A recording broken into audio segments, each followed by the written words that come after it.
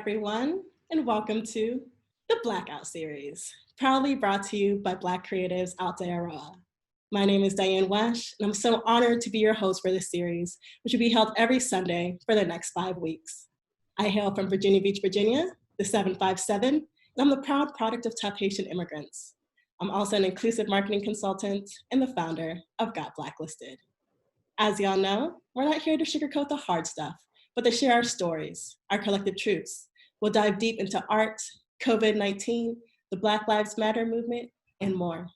Please keep in mind that Black Creatives Aotearoa is not a mental health provider, but rather a community of Black creatives aiming to elevate the Black consciousness.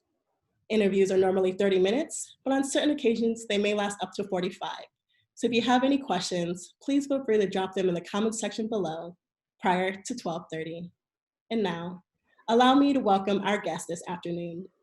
Born in Durban, South Africa, and based in Tauranga, Sharl currently lectures at the Institute of Technology in the Bay of Plenty and is an advocate of holistic wellness, where she finds joy in the role she plays, teaching and connecting with indigenous women to promote self-acceptance, love, and healing. Welcome, Sharl. Would you like to introduce yourself to our viewers? Thanks, Diane. Hi, everybody. Diane's done an awesome job of introducing me. As you know, as she said, my name is Sharl. I'm from South Africa. Basically, in a nutshell, I'm a complementary therapy practitioner. So what I do is to help you to heal your body, your mind, your soul, by helping you to understand your body.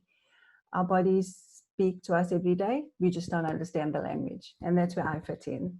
So, yep, that's me. Thank you, Sharl, for that beautiful intro.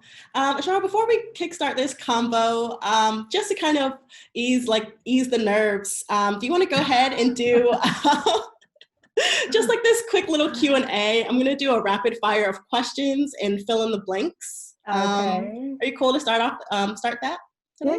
Yeah. Okay, all right. So, which do you prefer, flat white or mocha? Mocha, all day, every day. You're most excited when you dance. Are you a leader or a follower? Leader, in my own quiet way. Your biggest pet peeve is? Benders of the truth. Hate those mofos. Ooh. That's so nice. I've never heard that one before. Who is your favorite superhero? He's not a superhero, but he is super in my eyes. Dwayne "The Rock" Johnson. Yum, yum, yum. Oh, yes. All right. When no one is watching, you dance to? Afro. Oh, nice. Love my Afro deep house, Afro anything. Oh, I love it. All right, Sharl, let's just go ahead and get this combo started. Sure. So a lot of us know, well, in case our viewers don't, that you spent heaps of years training and working as a somatologist. Then you started working on a luxury cruise ship before moving on to teaching. Can you share with our viewers what the role of a somatologist is? Okay, so a somatologist is basically a South African qualification for the study of the body holistically. So we study where you come from, how your body works, and how we can help to heal your body or help you to perform at your best naturally. You don't need to pop a Panadol if you know the spot on your body to touch to help you with pain. Basically, that's what a somatologist is. Okay. Oh no, go ahead, continue, please. It's working with the body and how to heal the body naturally. So I did study for a few years, eons ago, back in the day before color TV. It feels like it. And then I went to work on the cruise liners because I love to travel. And I'm always wanting to learn more. I'd never been outside of South Africa, but just like when I moved here, woke up one morning and said, I want to go work overseas. Got onto a plane, flew overseas with a map of how I was supposed to by myself at a really young age. And yeah, found my way around the UK and started working on board the luxury cruise liners, doing much of the same. Massage, healing through touch, reflexology. And then I decided, this is awesome. my mind has been blown. I realized how narrow-minded I actually was. And I came home and wanted to learn more. I think I'll always learn. I don't think I'll ever stop. So I studied more, studied for my bachelor's. And when I studied for my bachelor's, I became more interested in how Black women see themselves. Do we choose specific type of body care products because we see a Black woman advertising it? Do we not know that products are products are products, self-care is self-care? You know, are we saying that we cannot use a specific product because I don't identify color-wise with the person who was advertising it?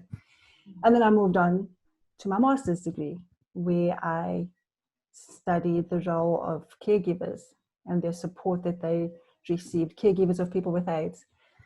And I lived in the community for about 2 weeks and just sort of told their story, volunteer caregivers, and how little support they received from people, even though they devoted their lives on a voluntary basis caring for people with AIDS. So yeah, always learning. Yes. That is really incredible. And so Sharl, it seems like a lot of your life experiences slowly prepared you for your big move to New Zealand. Can you also explain what that moving process felt like for you and your kids? Again, I'm a traveler, always wanting to find out something new, learn new things. The move to New Zealand was a strange one. I didn't know why I wanted to move. I just knew that I needed to move to New Zealand. The same way I studied somatology, I was going to study something different. And in the last minute, my guides told me, this is where you need to go. And so I believe that is what happened with New Zealand. I knew nobody here. I have no family here. I didn't have a job, but I knew I had to sell everything I owned and come to New Zealand. And so I did. The transition for me was a little bit harder as opposed to my kids. They fitted in like ducks to water. They were really resilient.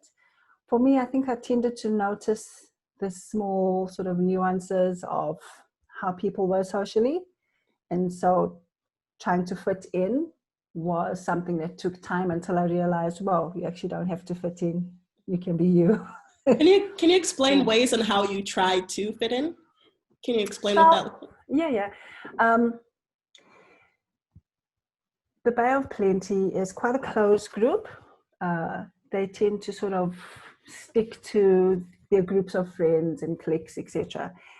And it was pretty much the same with South Africans who moved to New Zealand or who moved to Tauranga. They had their own groups. And so I started off basically with putting myself out there on a social group saying, hey, I'm new to the town. Is there anybody who would like to meet up for coffee, etc.? And one or two people did. And that's sort of how it started in terms of putting myself out there and meeting new people. But I soon figured out that I was meeting people to join their cliques, whereas I just wanted to meet people to make new friends. So it was a slow process, but now I'm pretty happy with the amazing people I've surrounded myself with. Yeah. And would you say the same is for your kids as well? Was it fairly easy for them to make friends as well? My younger one, yes. It was when we got here when he was 3. Yeah, 4, I think. It seems so long ago. It was fairly easy because he was little. My daughter, she's turning 17 in 2 weeks. She struggled a little bit because when we moved here, she was at the age where friends meant everything. So it was sort of, Mum is the worst person in the world for bringing me here. But she settled in. It took a couple of months, but she settled in quite well. She had a couple of incidents that had nothing to do with Kiwis. We had a couple of incidents with South African patriots that came with their old school mindset, but that was quickly sorted out with Mum and the principals. But other than that, she took a while because she's a bit of a closed book, but she's happy now. Would you like to share what that experience was? Yeah, sure. So we got here and she was in intermediate, and literally the second day she was here, there was a little boy who was Afrikaans boy, and he started sort of coming down on her about the texture of her hair, and why do you speak so highly of that country? And I said to her, listen, do you want me to step in? I tend to be quiet and reserved until Mama Bear hat gets put on. Then watch out. And she said, no, I can deal with it. And so I stepped back. And then she moved to high school. And when she got to high school, same little boy escalated. And he then started moving to her friends, her Kiwi friends that she had made, and started saying things like, why are you friendly with her? Don't you know she's black? Why would you want to be friendly with somebody who's black? And that's when I started growing horns. So without her knowledge, because I knew she'd stop me, without her knowledge, I had already orchestrated meetings with the deans and all sorts of people and squashed it then and there. And he had to apologize and all sorts of things. But yeah, so she sort of struggled a little bit. But the good thing is that her friends who surrounded her made her feel that the way she is the best way that she can ever be. And there's nothing wrong with the way she is. And we reinforce that at home. I don't come from a family who's ever looked at color. So it's not even something we've discussed. So for anybody else to make somebody feel bad purely because of the way they look, eats at my soul. Yeah. And Shar, with your background, your heavy background in promoting self-acceptance, love, and healing, did you find that during that experience that your daughter faced, that you had to do a lot more healing with her? Funny enough, I had to do a lot more healing with me. I was raised the old school way, you know, where there were boundaries, you know, and we had to follow those boundaries and respect them. And with my daughter, one of the negatives about that way of being, you know, parenting is that you tend to reserve your feelings, reserve feelings of frustration as well. And with my daughter, I've tried to raise her in a really open-minded sort of way, which has its negatives, because really I want to pull the jandle off when I hear back chat, but I can't. So it was easier for her to talk out about it and to say, well, you know, he's got the problem, not me, you know. But for me, coming from my background, most of my formative years was spent with me feeling like I didn't fit in my own skin because I was teased about the color of my skin, the texture of my hair, etc. It was like post-traumatic stress for me. I had to sort of dig deep and say, you know, this is not about you. Yes, we'll sort you out. We'll focus on your healing, but see to her first. I didn't expect it to affect me as much. Man, it was like water was boiling inside. It goes straight out of my mouth. Yeah. So yeah, I had to work on my healing with regards to that one. She's amazing though. She is so certain of herself. Thank you for sharing that with us. Yeah. And Chara, I'd like to just kind of dig into COVID-19. This has been such a wild year and we're still navigating through it. So I just want to talk about, like, during the first lockdown, were you able to discover maybe any new creative talents about yourself? Absolutely. So during lockdown was hard. It was hard because I felt, not only did I feel displaced, I felt trapped. So you're different in a different country where the whole culture is different. And not only that, now you've been told that you actually cannot leave the country or go home. You know, so it was tough. But what helped me more than discover new talents, unlock the talents that were there, was music. Drawing on what I remembered growing up. I come from an incredibly talented family, creative family, where there's musicians, poets, actors. There's a whole host of different talents in my family. But one thing that I always drew close was music. Sunday mornings were the mornings for Motown or jazz, or, and that little thing was what made me feel whole. So during lockdown, we started following the same sort of family traditions I did at home with my kids, because I found that my daughter would move herself to a room even more. And I didn't want her feeling any more isolated than we already felt as a family. So we use music. She's amazingly talented. She's taught herself many different instruments. So she brought out her guitar and started playing, singing, dancing. And then I remembered that I used to really love to paint. And so we went out together, bought all sorts of paints. I love drip art. And because it's messy, my kids and I are really tactile. And so we started painting together. And amazing to see the different colors that were chosen and how they depicted your mindset. And literally body language, moving the canvas around, and whether it was aggressive or gentle, etc. And how that picture told your story. So we started doing that. And then I started writing again, which was awesome because I could find the quiet times to do so. And I just sat down one day and asked myself, when did autopilot take over? Why did you forget all these things that sort of center you? So yeah, it unlocked something that was there, and it's just been pushed to the back of the many different aisles in my mind. And so yeah, I haven't stopped doing it though. We still do those things together. That's thanks to lockdown. That's a positive that came from it. And that's so great to hear. Would you say your kids discovered a lot more about you as their mom? Yes. Yes. Have they have they brought anything up to your attention, or have they said anything or spoke on it? Oh yeah. So I've become that mom that tends to embarrass, and I used to do it behind closed doors. Then that's because generally I'm quite a reserved person. Lockdown, we bonded, and I started thinking, well, I've got to model confidence. It's one thing to be shy, but if I want my kids to be confident and comfortable in their own skin, I've got to do the same damn thing. So I would just burst into song, soprano, in the middle of the supermarket.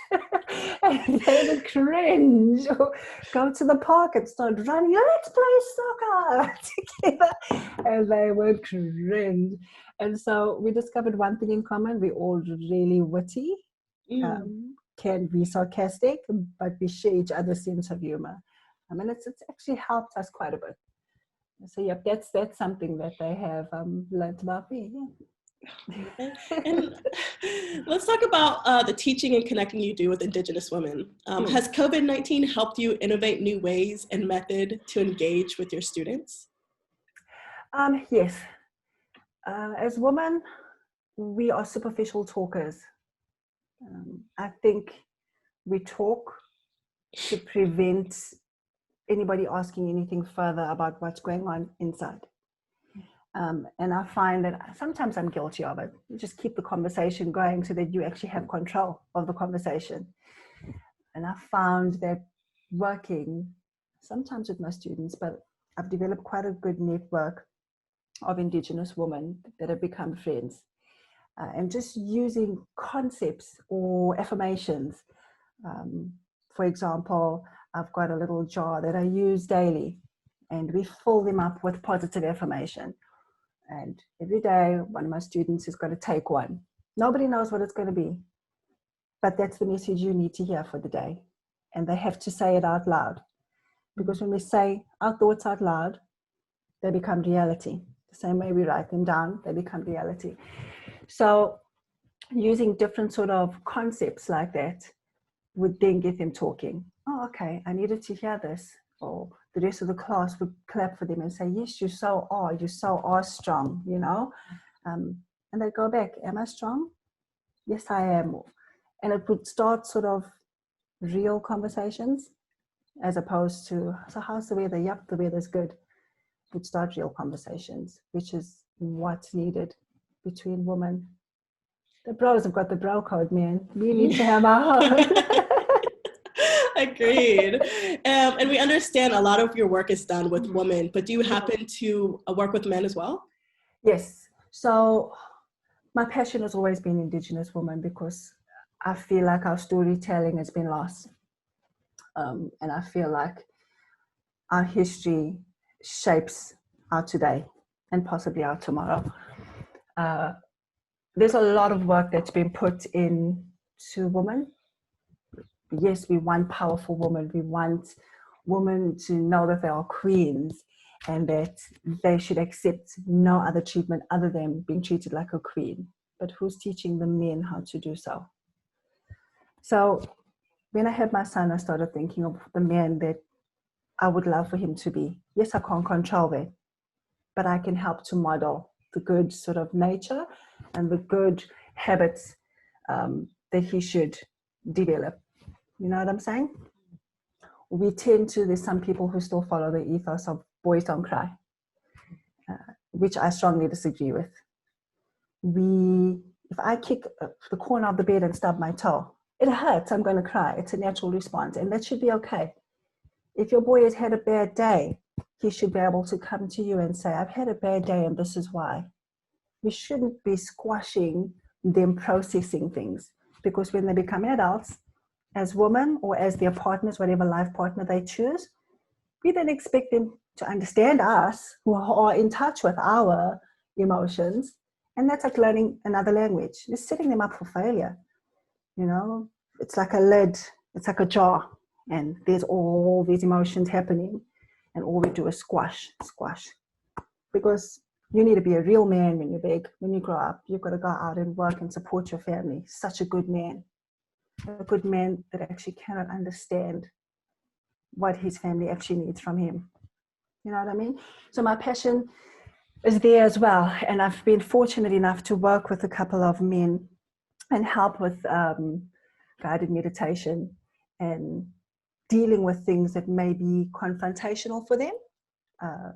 Talking to different people that may say things or act in a certain way that could possibly rile them up because of their own baggage. And how do we accept, acknowledge, process, let go? That's been an amazing experience for me. I just hope that in the future I get an opportunity to work on a more regular basis as well. I think we do need male role models, but I'd love to be involved in that as well. Can you also, if you don't mind, I know we had this conversation yesterday. Can you discuss what that experience working with men looks like and what the outcome of it was? Okay, I won't go into too much detail, but I was asked to run a meditation program with them. And initially I thought, okay, that's different, that's new. These guys, okay, they're going to laugh at this. Because, I mean, these were typical, stereotypical big macho guys that, you know, everything's about how they act in their social sort of backgrounds and communities. And they came from various affiliations. And they were all in one classroom. So I accepted it because it was new. And we went to a marae that we all belonged to.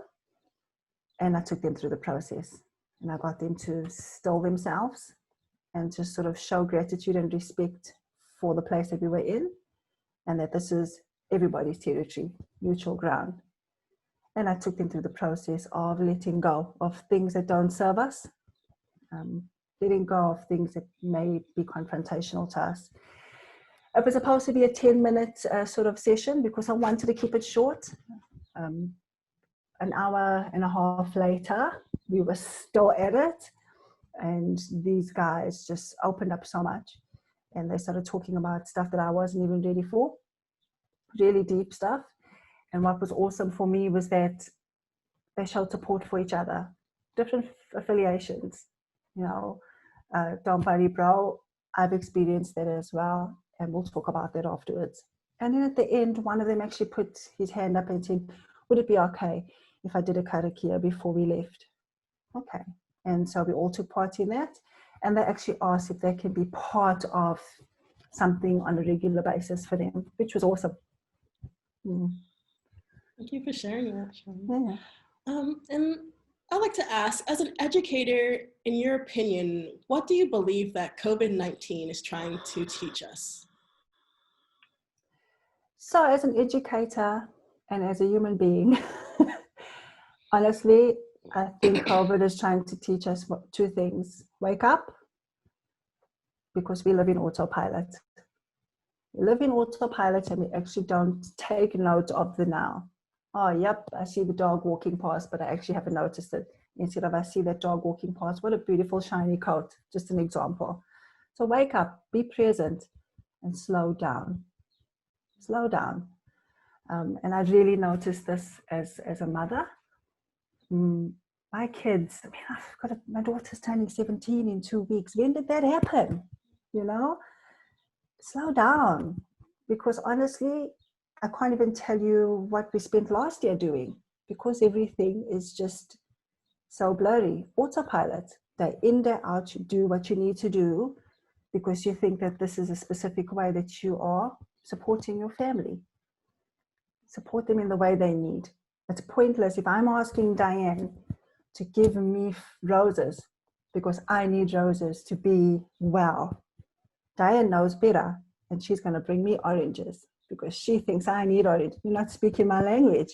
Yes. Slow down so you can learn my language. So that's what I think it's teaching us. Slow down. I agree. Be aware and take your time through the process. We're going to burn out if we don't. Do you think people will fully start grasping that concept, or do you think once COVID-19, if ever it goes away, we'll start going towards that autopilot life, that fast life again? In all honesty, I think that once the coast is clear, out of a feeling of desperation, I want to break free, people are going to go into autopilot. Yes. They will. Also thinking of what it's done to the economy. People are going to be in survival mode. I need to make as much money as I can. I don't know if this is going to happen again. It will take a while before people start realizing that, wow, hold on, I don't feel good. I'm feeling stressed. Perhaps I need to go and do something. It'll take a while before we actually reach that plateau and people start to settle again. It's human nature. Yes, agreed. And when I'm looking at it from like a healing perspective, because obviously, a lot of people were very traumatized about, this new virus coming in. With your background, how do you feel like that's going to look like for you? Especially, do you feel like you're going to gain more students? Do you feel like you're going to have to go into more teaching methods, or what does the future of teaching look like for you as far as, COVID-19 still lingering around and that suppressed trauma that a lot of people still have? I think as a teacher, I think we will gain more students. Not so much from a COVID perspective, or maybe. I find that with myself and our sort of subjects and our diploma, our students, a lot of them come because they are looking to heal themselves. And that's why they're drawn to us. So I think COVID may propel that, in terms of settling themselves, managing, dealing with stress, massage, touching to heal, etc. In terms of me as a practitioner, I see many more people walking through my doors. Honestly, I've had people call me, I just need to hear your voice. Can I speak to you for 5 minutes? I just need you to help me to process this. Literally just shifting energies with people, because I think people have become more aware of how they don't just feel unwell physically, it's more than that. And that's where I come in. Yeah. And obviously a lot of that, absorbing all of those feelings from other people can really take a toll, mentally.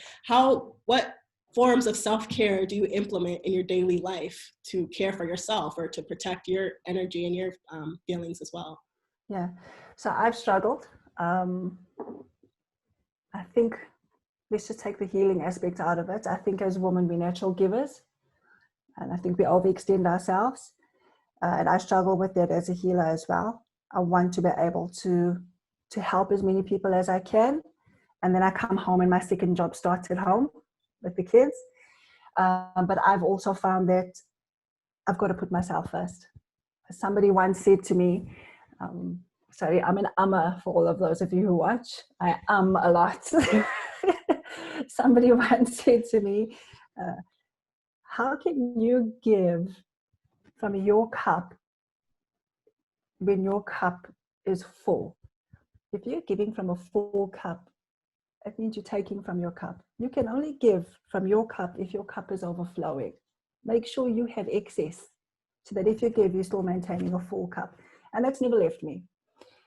So what I do for myself is daily meditation. I have a body clock that wakes me up. Well, actually, it's my ancestors that do that. Wake me up at 3:30 every morning. And even if it's 10 minutes, that's the time I take to light my candle and to meditate. Food is also really important. Drinking lots of water. I know it's a cliche, but it's cleansing. It's cleansing on the inside. Getting rid of all the saturated stuff. Every weekend, I go to the mount to connect. I look like a good old hippie with no shoes on, standing and holding the mount. I don't care. I don't care. But I need to do that because I'm releasing to the earth, you know, everything that I'm carrying. And what I've started doing, and I did it this morning, 6:30 every morning. Well, on the weekends, I can't do it during the week. Or if I go to the beach and I take an ice cold dip, because salt water is amazing in terms of cleansing. I mean, when we go to the beach, even if you're not swimming, even if you're just getting your feet wet, have you ever noticed how tired you are when you come back from the beach? You have to have a nap, and it's one of those naps where you feel like you're floating down the street. Yes. And that's because of the energy exchange that happens. So the salt water sort of drains the body of all the negative energy that we're holding on to. And it's exhausting sometimes for the body. That's why we feel tired. Even just having conversations with people, touching people, walking in a person's space, like, you know, you exchange. There's some friends of yours, you love them to death, but after a coffee catch up with them, you feel as if you could actually just go and sleep for 3 days because, God damn it, they drain the living daylights out of you. And there's friends that make you feel amazing. And that's because you've exchanged energy. It's just what happens. So it's important to release and it's important to protect. So those are the things I do. Meditate and cleanse. Thank you for sharing that. And I'm going to go ahead and we have a few questions from our viewers today. Okay. So go ahead and ask that. No hard questions, please. Okay. So here's the one question. Yeah. What advice would you give to parents of Black kids here in New Zealand, especially now? Be proud with your kids. Be proud for them. You know, kids are sponges, honestly. I just had this conversation yesterday. Bad practice becomes a norm when they are older. Good practice becomes a norm when they are older. There's absolutely nothing wrong with them. Yes, they are different, but how gorgeous is different? I wouldn't want to be stew when I can be something spicy. So be proud with your kids. Celebrate them, learn them. Especially if you find that you are a parent to a Black or African person of color child, and you are white, learn your child. Learn your child's skin texture, learn your child's hair texture so that she never feels as if this is too difficult. I must be difficult. Learn so that you can celebrate with her. You know, I find here in New Zealand, now, not Auckland, Bay of Plenty, we lack diversity in a big way. And I really struggled, especially with hair.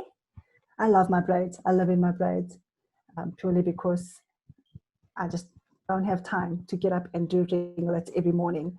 But my daughter celebrates her natural hair. Finding products, etc., is just ridiculous here. I've got to import either from South Africa or pay really, you know, ridiculous prices from anywhere else in the country. But it shouldn't be that way. You know, if you are a parent who is a different race to your child, learn so that your child can be celebrated and so that they feel like, oh, this is normal. This is not difficult. This is not wrong. This is not hard work, because they turn those feelings into I'm wrong, I'm hard work, I'm difficult. So yeah. Thank you. And defend them, because people can be dumb. People can be dumb and say dumb things to your child. You know, I wish I could take back time. We can't do that. But there were many more times I should have jumped in and said, whoa, don't say that to my kids. I've got a thing about bullying. I can't stand it when anybody's being bullied. But I know that my children, as embarrassed as they were when I did jump in and make a fuss, they knew that mum had their back. So, yeah. And that's incredibly important. Yeah. And then next question, someone said, I'm struggling to process the ongoing dismissal of Black life, blatantly overseas and often covertly here in New Zealand. Sharl, what are your thoughts on healing our Black consciousness? Ooh. That's a big one. It's a good one. That's a loaded one. Look, for me, you cannot control, this is what I've struggled with as well. You cannot control what others think or say. You can fight, you can feel like you're swimming upstream, and you can show how you feel about the whole situation. But more importantly, you can control your own thoughts about yourself and your people, our people. And how do we raise that vibration? How do we heal the wounds there first, so that that is solid? Because if we don't do that, you'll literally just be screaming to the wind. You know, you've got to accept that. And I'm not being defeatist. You actually cannot change the white man sitting beside you, his view of you. He'll nod and say, yep, absolutely, you're right. And he'll go home and have the same discussions. You can control yourself. You can control your emotions. You can control how us as a people see each other and ourselves. That's how I feel about it. In terms of healing, we need to insert ourselves there. Self-love with regards to that. Yeah. I hope I've answered that. Yes. I think it was a very, very well response. Oh, damn you for that question. And Sharl, we're kind of running close on time today, okay. But I do want to ask you one last question. I always want to leave our viewers with either maybe a sentence of hope or maybe a word of hope. I know you're really, you do a lot of positive affirmations. Do you happen to have any positive affirmations you'd like to leave myself and our viewers with today? Sure. So I've actually prepared two things because I'm feeling brave. So please just give me a couple of minutes. So with regards to affirmation, I've written down a small little process that anybody can use. And then I've written down a little poem because I'm going to put myself out there. So with regards to affirmation, I would like for everybody to take a minute to write down no more than 5 negative little self-conscious thoughts you have about yourself. Write down a list. And then match each negative word with its positive. So for example, low self-esteem matched with confidence. Sad matched with happy. All the positive words become your affirmations. Give yourself 5 minutes in a day. All you need is 5 minutes. Take yourself to an area that's quiet, but be present in those 5 minutes. Look at yourself in the mirror. Smile if it makes you feel more comfortable. It's going to be awkward the first couple of times. And then you say those affirmations. For example, I am strong. I am confident. I am happy. And you say that a few times. Okay. Take a few deep breaths in. Picture yourself breathing in all those positive words through every single cell of your body, and exhale any sort of negativity that you may have been feeling. You can choose. This is to cater for everybody. You know what your insecurities are. You write them down and you match them up with something positive, and we focus on the positive.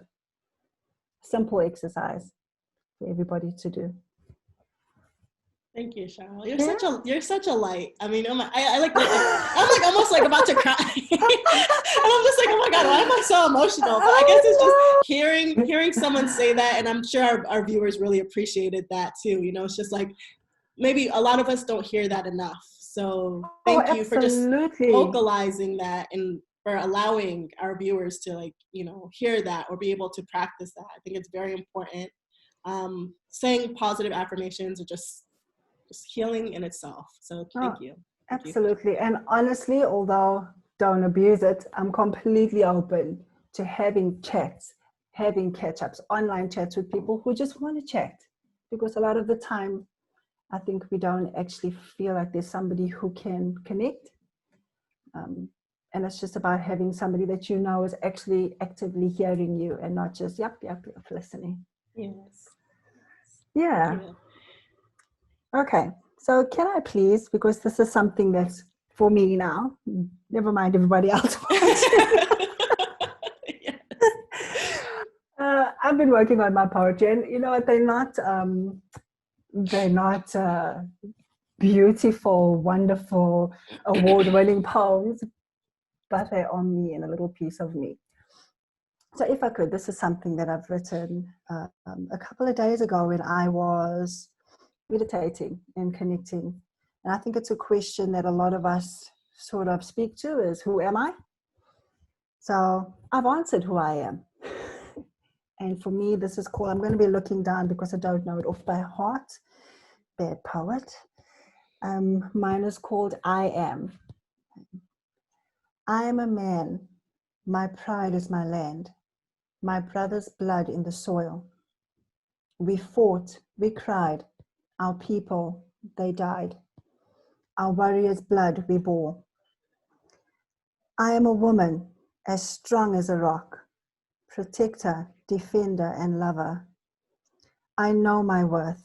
I walk with pride. I own my power. I am a child, as pure as the stars, my love and essence not far.